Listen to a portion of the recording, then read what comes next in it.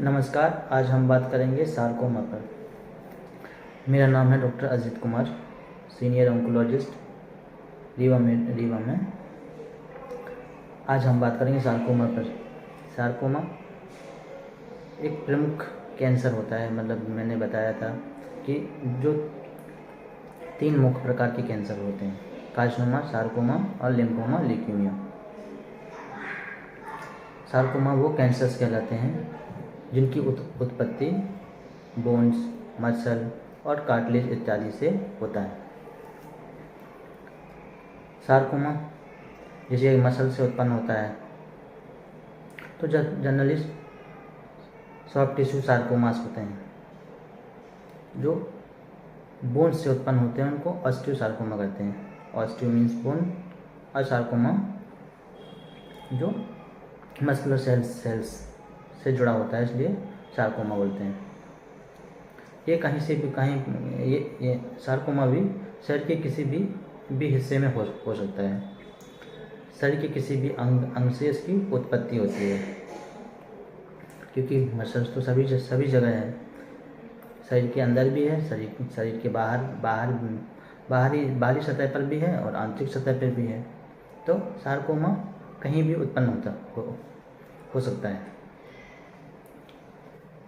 लेकिन ये सार्कोमा और कार्सिनोमा में जो प्रोग्नोसिस की बात की जाए, एग्रेशन की बात की जाए, यदि एग्रेसिव नेचर की बात की जाए तो कार्सिनोमा से ज़्यादा एग्रेसिव सार्कोमा होता है।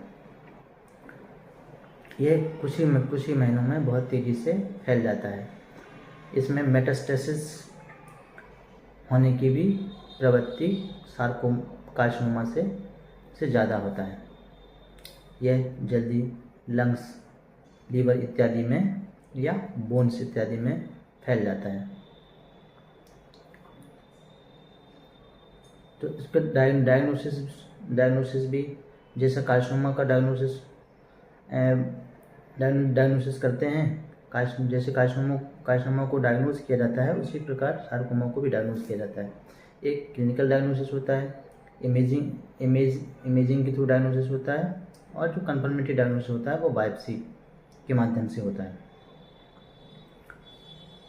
सार्कोमा में जो सिम्टम्स मिलते हैं, अगर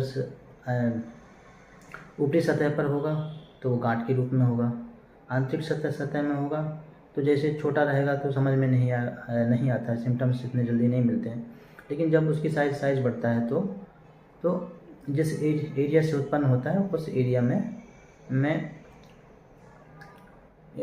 उस एरिया के आधार पर सिम्टम्स प्रोड्यूस कर सकता है। जैसे पेन हो सकता है, यदि इंटेस्टाइन्स में तो ऑब्स्ट्रक्शन हो सकता है। तो एरिया के आधार पर उसके सिम्टम्स मिलते हैं।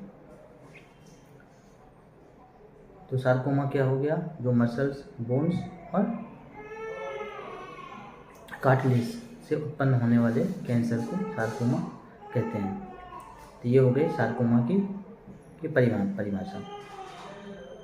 अगले वीडियो में हम लिम्फोमा और ल्यूकेमिया की बात करेंगे।